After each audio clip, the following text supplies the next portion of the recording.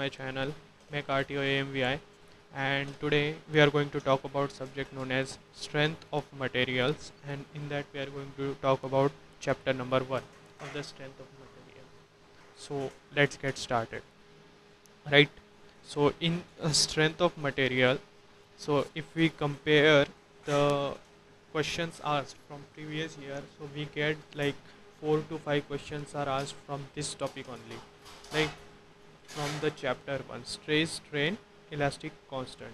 So so this is the first topic that is given in the syllabus, and from this topic 4 to 5 questions are asked, right? So in strength of material total, there will be 20 questions will be asked for 40 marks, right? So very important subject from your examination point of view, from your RTO examination point of view. Now, if we discuss about the topic known as stress, strain, and elastic constant, we get various subtopics from which questions are getting asked repeatedly in your examination. So your first topic is your properties of material, right? The second topic is your stress and strain. The third topic is your Hooke's law, true stress and engineering stress, effects of temperature on stress strain, stress strain curve for various material, elongation of a bar, deformation of a bar due to own weight, type of material, elastic constant, strain energy, and thermal stresses. So these are the subtopics of this chapter 1 of the strength of material subject, right? So out of these topics, uh, various questions will be asked from these topics, and very easy questions will be asked. So this was the categorization of your first chapter, right? Now we will go to each topic and we will discuss what it is and what type of a question will be asked, what is the concept behind that topic, right? So let's get started. Now, as you can see here, the first topic is your properties of material. So in here we are going to discuss what are the properties of material basically, right? So as you can see, there are total 8 to 9 properties of material we are going to discuss, right?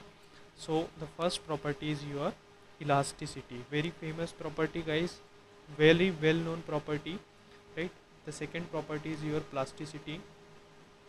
This is also very well known property. The third property is your ductility, right? We are going to discuss each property in detail so that you will get a complete idea about what kind of questions will be asked from this topic. Also we will be doing previous year questions from this topic only, right? So it will be easy for your revision as well.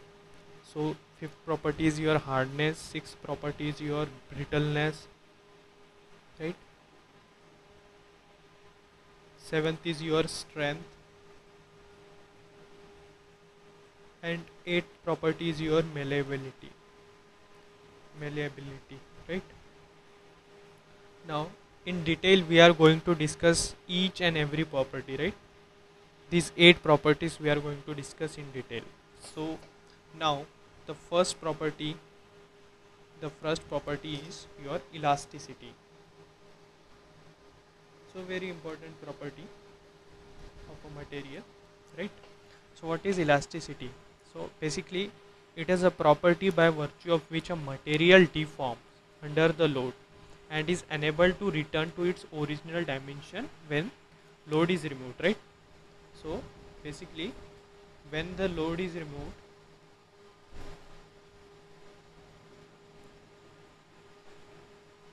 so the material regains its original shape, right? So that is your elasticity property.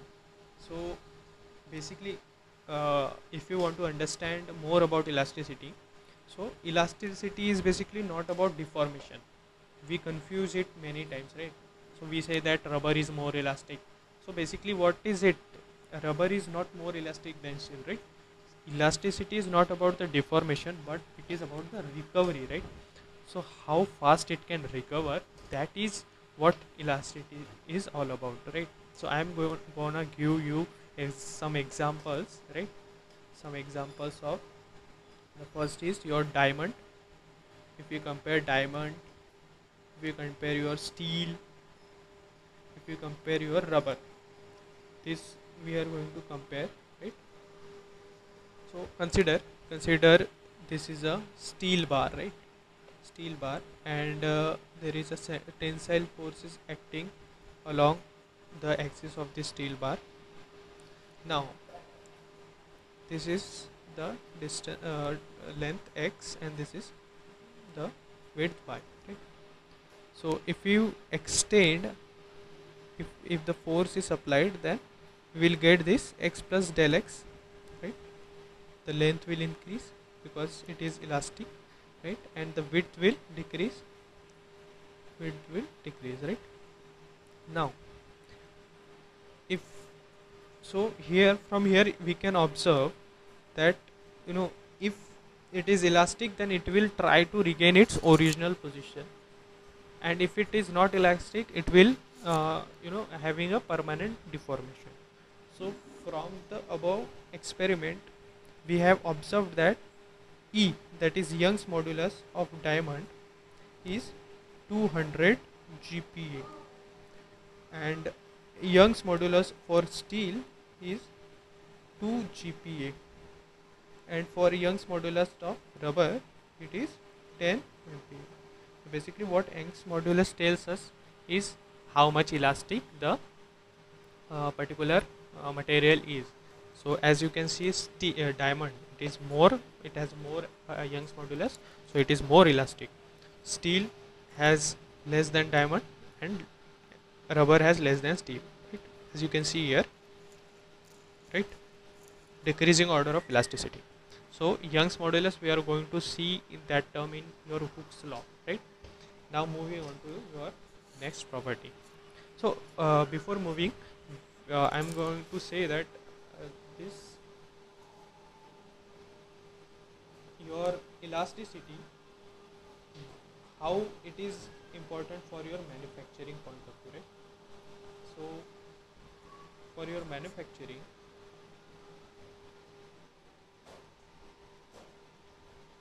so for manufacturing, whether this elasticity is desirable or non-desirable, right?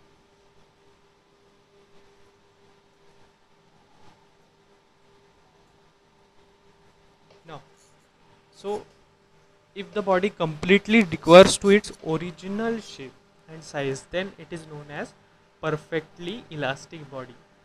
So as you can see, but in manufacturing, we don't want, recovery of the material. We want the material to stay deformed so that we get a required component.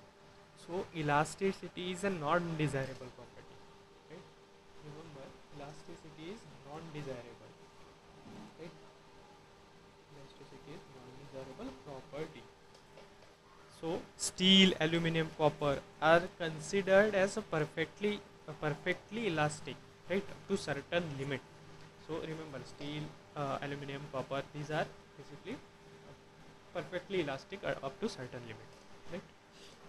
Now the second property we are going to discuss here is your plasticity. Second property is your plasticity.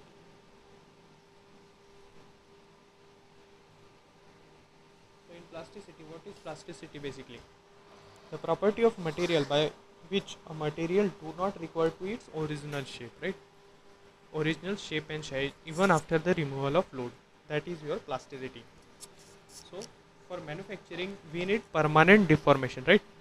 So as we have seen earlier, that's why plasticity is a desirable property. By heating the element, we can increase the plasticity and decrease the elasticity, right? So as you can see here, the temperature effect also we are discussing here right now. If we heat the element, so we can increase the plasticity and decrease the elasticity. So plasticity is about permanent deformation, right, with no or minimum recovery. So this is a desirable property. Desirable property for manufacturing, right? For manufacturing.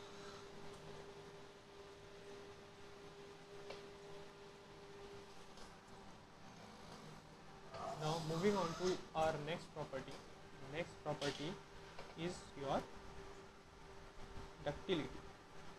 So what is ductility? Ductility is basically the ability of material, to get drawn into long wires, right?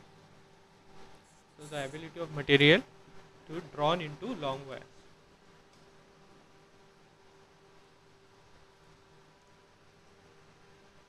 So if you know, then ductility is basically, right, if the material is more elastic, then it must be more ductile, right?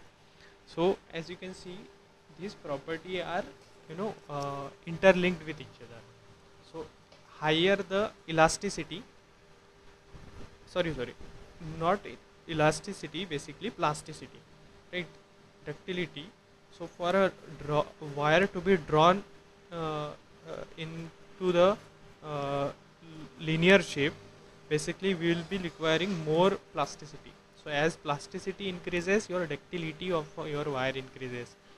The wire can be drawn into uh, drawn, basically. Now the next property we are going to discuss is your malleability. Right? In malleability, last time the question was asked about this property. What is it called? Right? Malleability. So here the ability of material to get thinned out into sheet. Right? So basically, consider this is a material. Right? Consider this is your material, and if you apply force, so the shape of the material changes, right? So this is your sheet.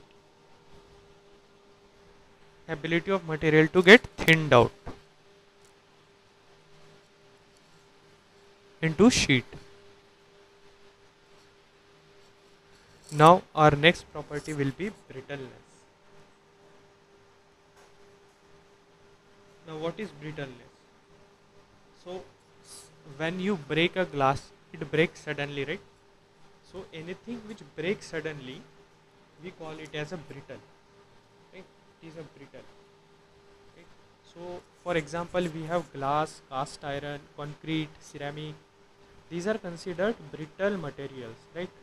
So what is brittleness basically? It is a lack of plasticity, right? It doesn't deform. What is plasticity? Basically, plasticity is deformation but no recovery. That is your plasticity, plastic deformation as we say.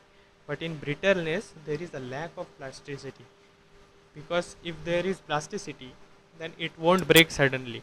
It will have some deformation, plastic deformation, and then it will break, right? So brittleness examples are gas, cast iron, concrete. Now the next property we are going to discuss here is hardness. So what is hardness? Hardness is the ability of material to resist wear, right? To resist wear and tear, and penetration also. Now the next property we are going to discuss is your toughness, right? The next property is your toughness. So what is toughness? So the definition of toughness is the energy stored within the body till the failure of the material, right? So consider a material like any rod or anything, and try to break it, right? So the force that you are applying, the strength that you are applying to break that rod, right? So that amount of energy is that rod is basically taking in, right? And then it is going to break at some level of your force or some level of your strength, right? So that amount of energy the rod can withstand, the maximum energy that rod can withstand until its failure. So the toughness is basically your energy stored until it completely breaks. That is your toughness, and this is the stress strain curve for your toughness. This is a breaking limit. After this, the rod will break. That is your toughness. and the last property is your strength, right? So what is strength? So strength is basically the ability of material to resist the load, right? So what is basically strength? So it is actually internal strength, how much load that a material can take, that is its internal strength, the ability of material to resist the load. Now we are going to discuss something very important from your examination point of view. Just remember that this table, which is which will be very helpful, right? So I'm going to draw the table. On the one side I am going to write property elasticity, and second is your plasticity. So just remember, right, if we increase the plasticity, right, so what other properties of material gets affected by it, right? So if we increase the plasticity, we will see that the ductility of a material, right, ductility of a material also increases, which is very important. These are the observation, guys, from the first topic of properties of material. So if plasticity increases, ductility also increases, and hence malleability also increases. Malleability also increases. Also toughness increases. Right? Toughness also increases. So now if elasticity increases, brittleness also increases. Hardness also increases, and strength also increases, right? So just remember, as elasticity increases, your brittleness increases, hardness increases, and strength of your material increases. This diagram, this basically chart is very important, right? This is very important from your examination point of view. Now moving on to our next topic, that is your stress and strain. So in this stress and strain topic, we are basically going to discuss all about your what is stress, what is strain, right? What are its formulas, what are its unit of stress, unit of strain, right? So in stress strain we are going to discuss, and some of the MCQs we will going to discuss in the stress strain topic, right? Now first, what is stress? Right. So stress is basically internal resistance force upon area, right? So it is force, that is internal resistance force upon area, that is your stress. Now as you know, the unit of force is Newton and unit of area is meter square. So the unit is Newton per meter square, unit of stress. Now what is strain? Strain is basically change in dimension to that of your original dimension, right? Change in dimension to that of original dimension,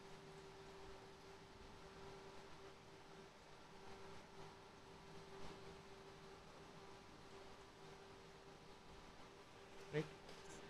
So this is longitudinal strain if we consider length.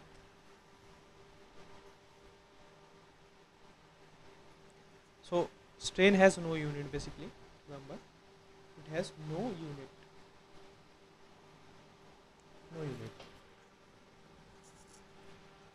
Now in stress basically tensional forces are taken as your positive, right? Compressional forces are taken as negative, remember, right? Now what kind of a quantity is your stress? So stress is basically a tensor quantity. It is a tensor quantity. Now what is a tensor quantity? So tensor quantity, so what is basically scalar? Scalar is having only magnitude. What is vector? Vector is having one magnitude and one direction. But stress is having one magnitude and more than one direction. That is why it is known as a tensor quantity.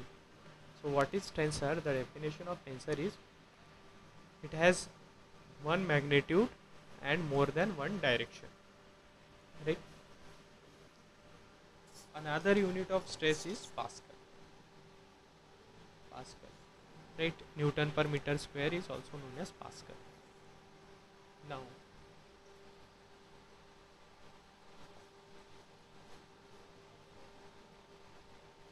now also stress is denoted in kilopascal, megapascal, and gigapascal.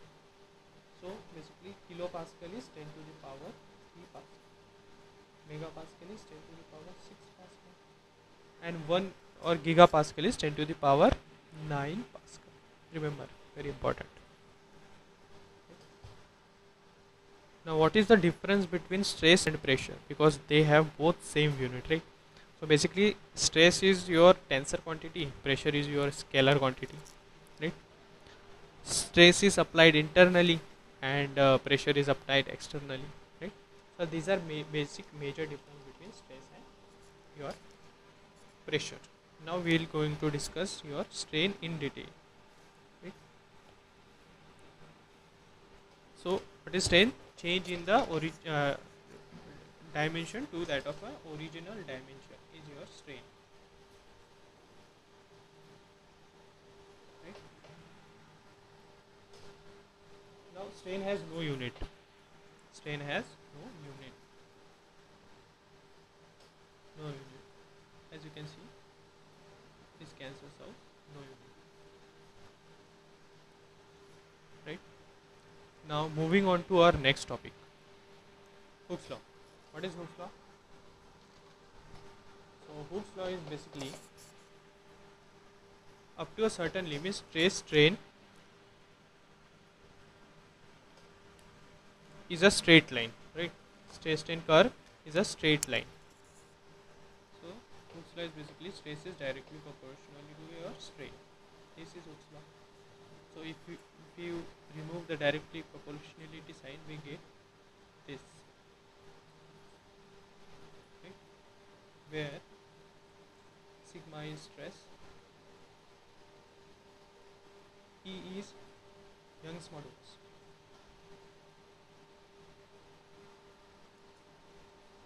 and epsilon is strain.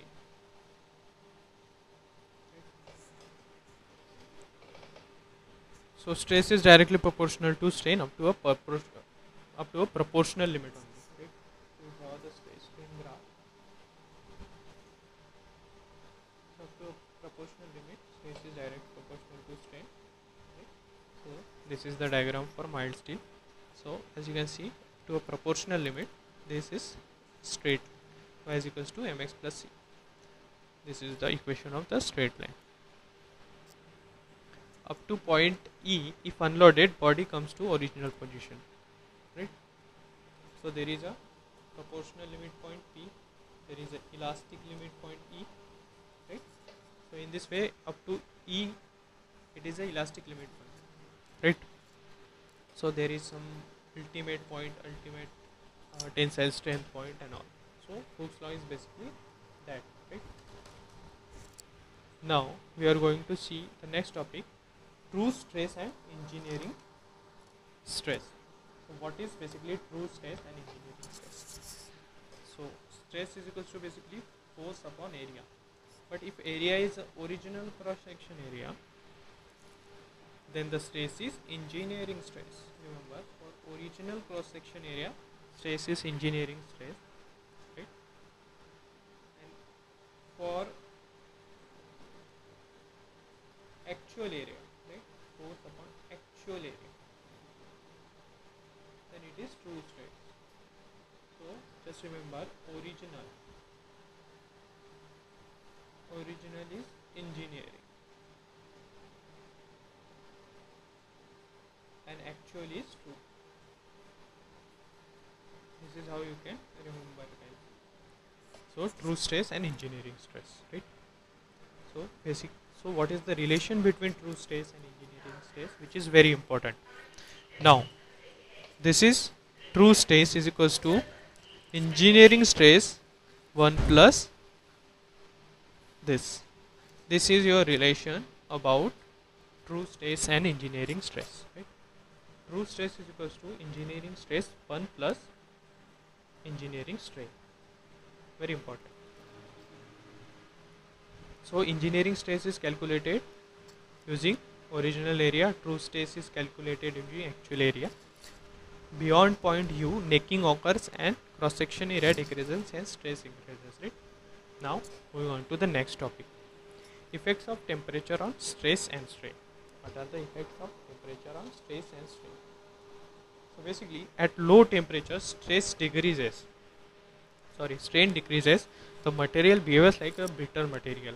Its elasticity increases, hardness increases, and plasticity decreases, right? So as you can see, this is the curve, stress strain curve. Okay.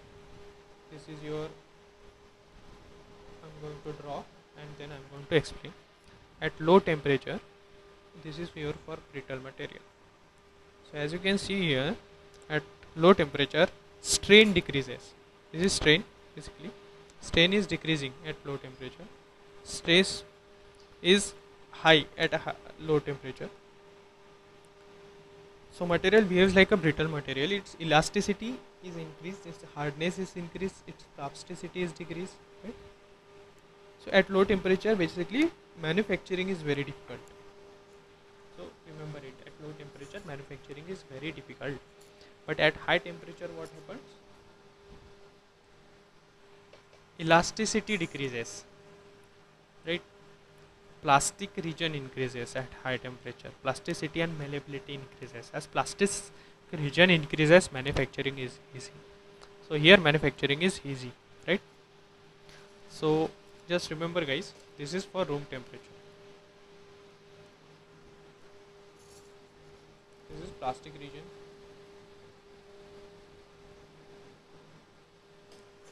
Now moving on to our next topic, stress strain curve for various material.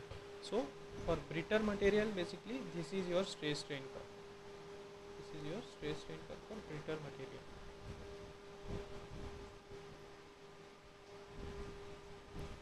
For pure ductile material,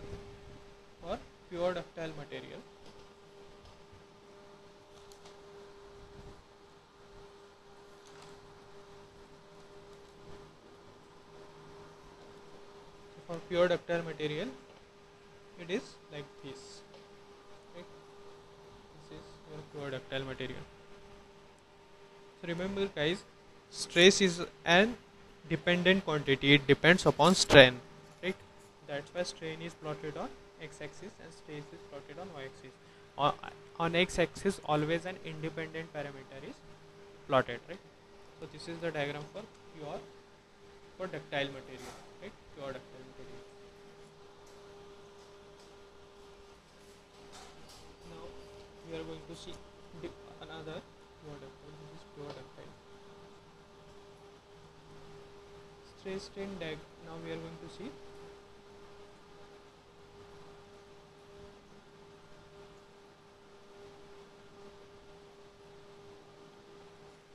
Now we are going to see stress strain diagram for various materials, like what is stress strain diagram for diamond, for steel, okay, for rubber.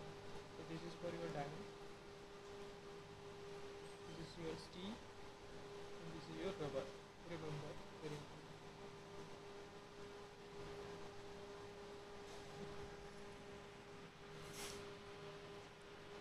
So in brittle material, deformation is minimum with sudden failure, right?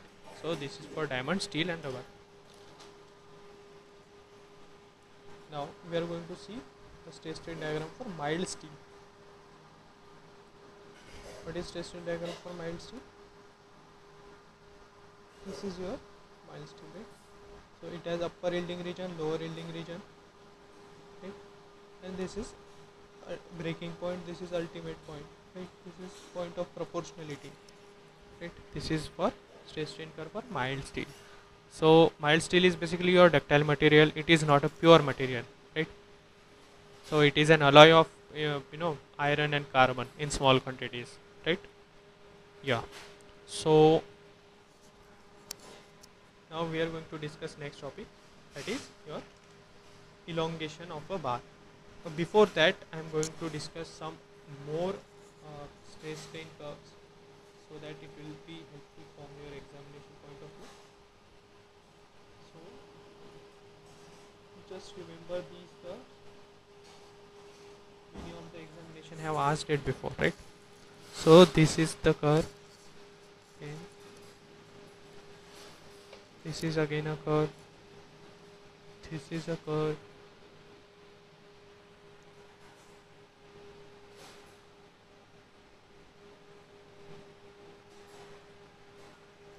Right? So this is for your cast iron, which is brittle. This is for your pure aluminum, right? This is your mild steel. Remember, this is your wood. This is your concrete, and this is for your rubber. What is this? Stress and strain curve. Remember, guys. Now the next topic we are going to discuss is elongation of bar.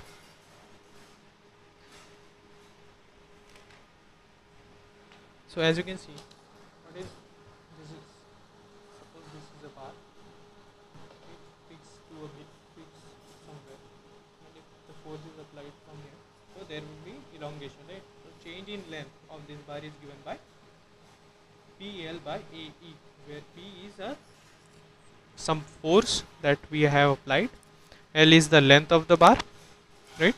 P is the force, L is your length of the bar, A is your area, cross section area of the bar, and small e is your Young's modulus, right? Young's modulus. So as we can see, change in length is directly proportional to force, right? Change in length is directly proportional to force. Change in length is inversely proportional to Young's modulus, right? So as you can see, for a diamond, Young's modulus is I.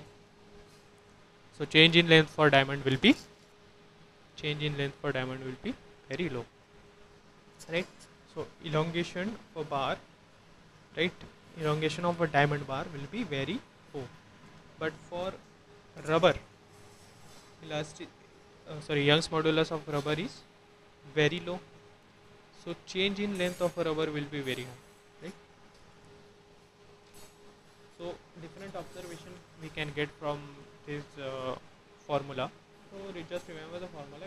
This is very important for the formula for elongation of a bar. So in here we are again going to discuss for series loading. This is your formula of elongation of a bar, right? Here for series loading, so there are two type of loading basically: series loading and parallel loading. It is your parallel loading.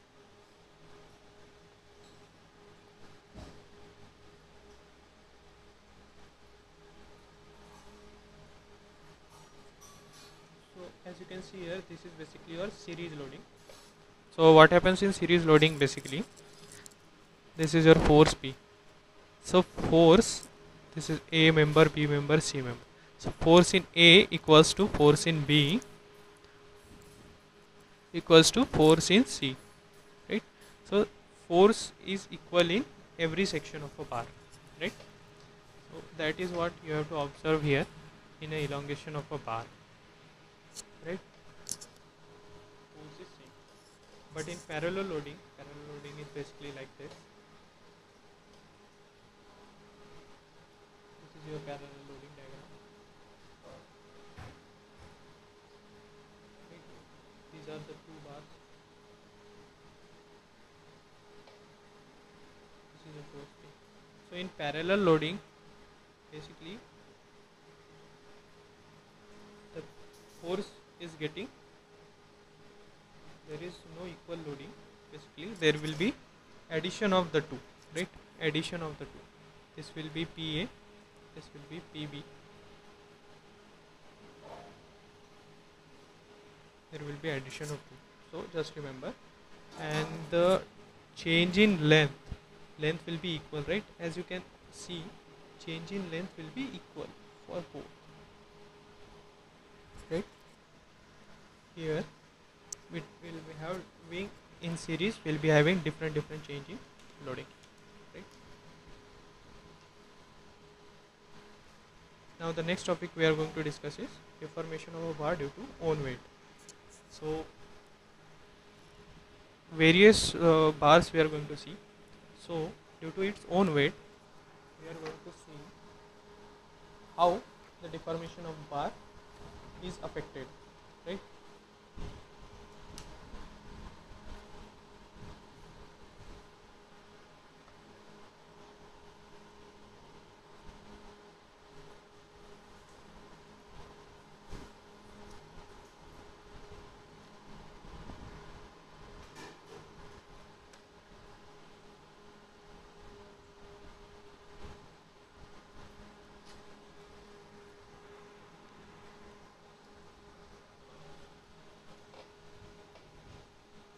So here you can see the formula for a deformation of bar due to its own weight, change in length, right? So this is your formula, right? This is your formula for a bar, deformation of bar due to its own weight, right?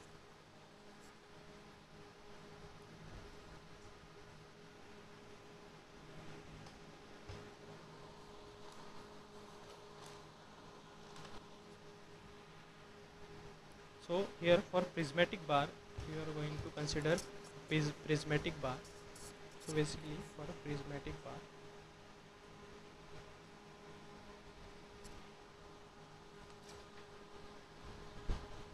so for prismatic bar,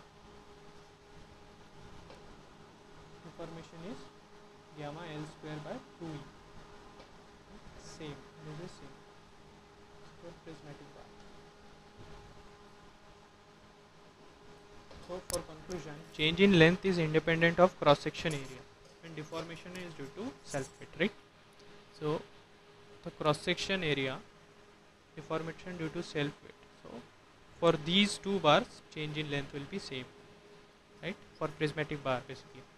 So it is independent of a cross section area, remember. Second we will see conical bar. So in conical bar, this is basically a conical bar. Okay. Change in length is given by gamma L square by 6e. Right? Just remember this formula, gamma L square by 6e. So this is a conical bar, right?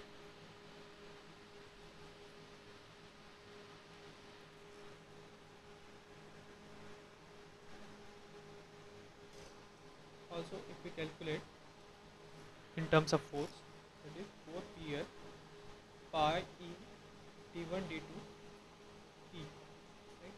This is for same for conical bar, right? So this is your elongation due to self weight, deformation due to self weight. Now moving on to next question, next topic, that is type of material. So what type of material are they? So first is your homogeneous material, second is your isotropic material. First is homogeneous,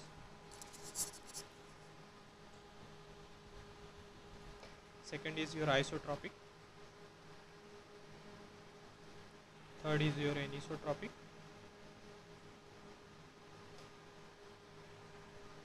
right? So what is your homogeneous material?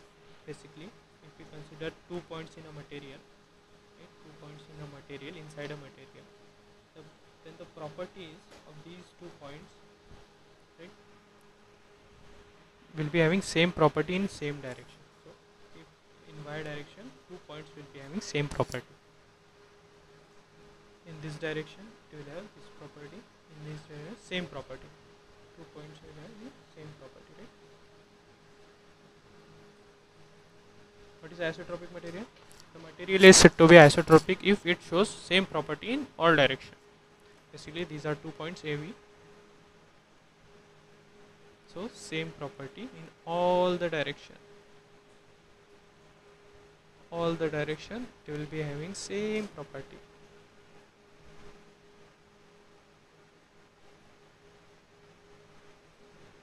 Now what is anisotropic material? Different property in different direction, right? If this is point A, this is point B inside a material, different properties in different direction, right? X, Y, Z, right? These are the different property in different direction, right? These are the type of a material. Now moving on to our next topic, that is elastic constant, right? What are the elastic constant? E, that is your Young's modulus. Young's modulus. G, that is your shear modulus or modulus of rigidity.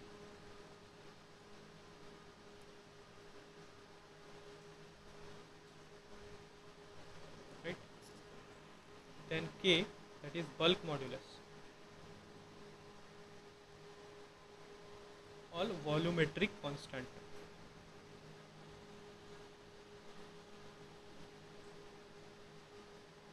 And mu, it is your Poisson's ratio. So we are going to see different relationships for this, how these are all related to each other, right? Now for the relations we are going to see, first of all we are going to see the formula for Young's modulus. So Young's modulus is basically stress divided by strain.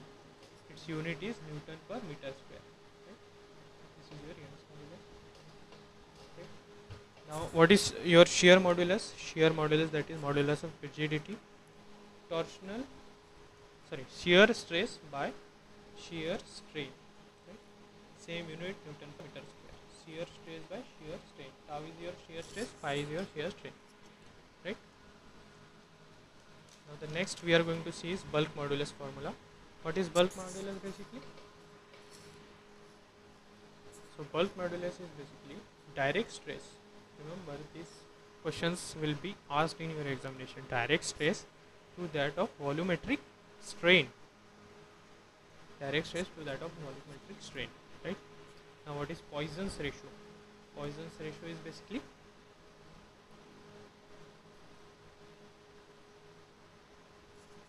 it is lateral strain upon linear strain. Lateral strain upon linear strain. Right?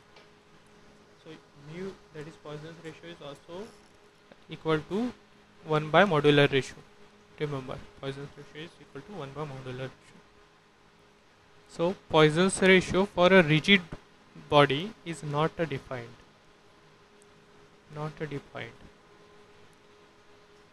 Poisson's ratio for steel is 0.25 to 0.33%. 0.33. Just remember some facts. Poisson's ratio most common is 0.33. Poisson's ratio for cork, it is 0. Poisson's ratio for plastic, it is 0.5. Right? So these are the various Poisson's ratio. So sometimes very famous question is asked, like what is the range of Poisson's ratio? It is between 0 to 0.5.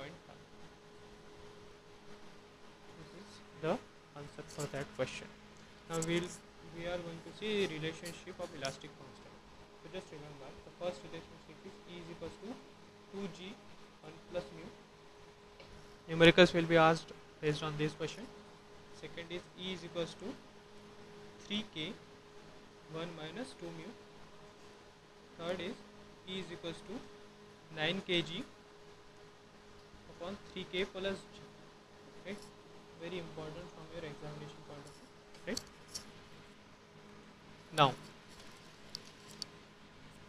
Now just one topic, that is for a type of material. For a type of material, I am going to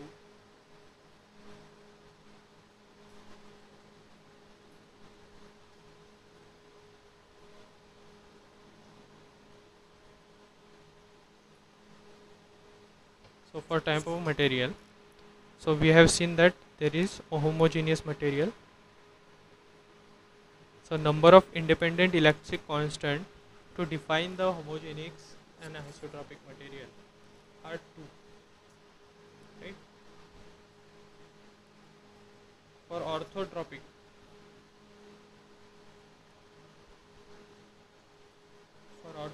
material, 9 independent elastic constants are required to define, right? For anisotropic material, just remember it from your examination point of view, 21 independent elastic constant are required to define that material, right? So for homogeneous and isotropic, 2 independent. For orthotropic, it is 9. Very important, can be asked in your examination. And for anisotropic, 21 independent elastic constants are required, right?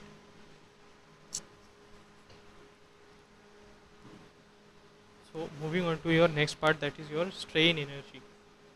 So what is strain energy? Energy stored within the body due to strain is known as your strain energy, right? So as you can see, this is stress strain diagram, right? This is stress and strain diagram. So if you draw the curve, this is basically energy within, right, applied energy, and this is what is energy stored within the body, right? So this is your applied energy, this is your stored energy,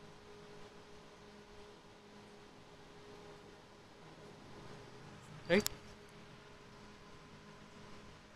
So three type of quantities are there for this strain energy. The first is your resilience. What is resilience? So resilience is basically energy stored within the body within the elastic limit, right? It is known as resilience. As you can see, this is the diagram for mild steel. So this is your elastic limit, assume, and within, if the energy is getting stored, then it is known as resilience, right? Now the next term is your proof resilience. Next term is proof resilience. What is proof resilience? It is basically energy stored within the body at elastic limit, right? So earlier we have seen within the elastic limit, at elastic limit. So this is the point at elastic limit. This is basically proof resilience, right? Now, so if the energy is stored beyond the point T, recovery is less, right, than applied energy. Hence, the permanent deformation and recovery does not occur, right? So as you can see here, so this is elastic, your elastic limit. So if the energy is applied beyond this point, beyond this point, so as you can see here, applied energy is more than stored energy, right? That's why recovery does not occur completely. Now the next quantity is your, what is modulus of resilience, right? What is your modulus of resilience?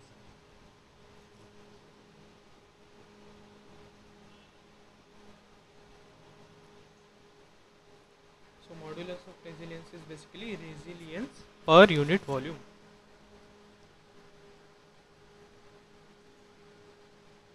Per unit volume.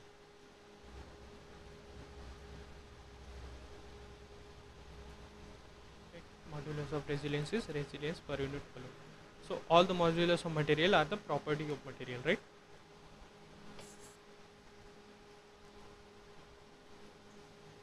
So sigma square by 2 is the formula for your strain energy per unit volume. Remember, for normal loading.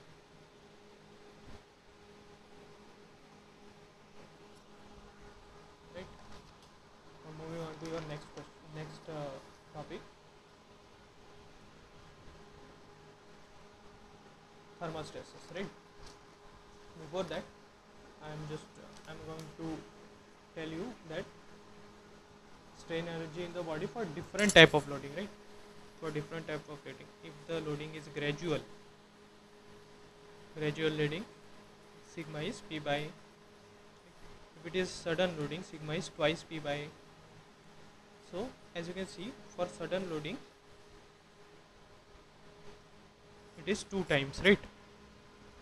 For impact loading it is basically, so for impact loading sigma is equals to p by a plus under root of p by a whole square plus 2 p h p a n. This is the formula for impact loading. So for sudden loading it is 4 times than gradual loading, right? It is basically 4 times than gradual loading.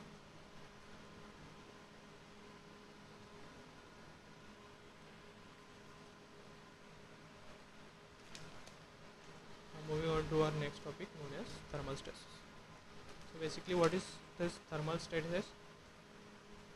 So every body tends to expand and contract with the variation in temperature. If temperature increases, right, natural tendency of the body is to expand.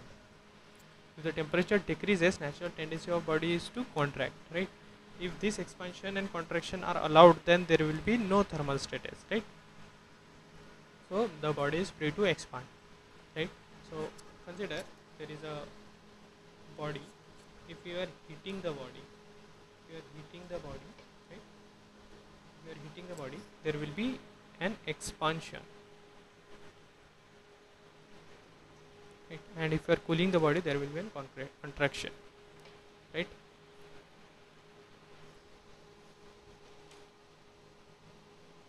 So the formula for thermal stress is basically L alpha delta T, right?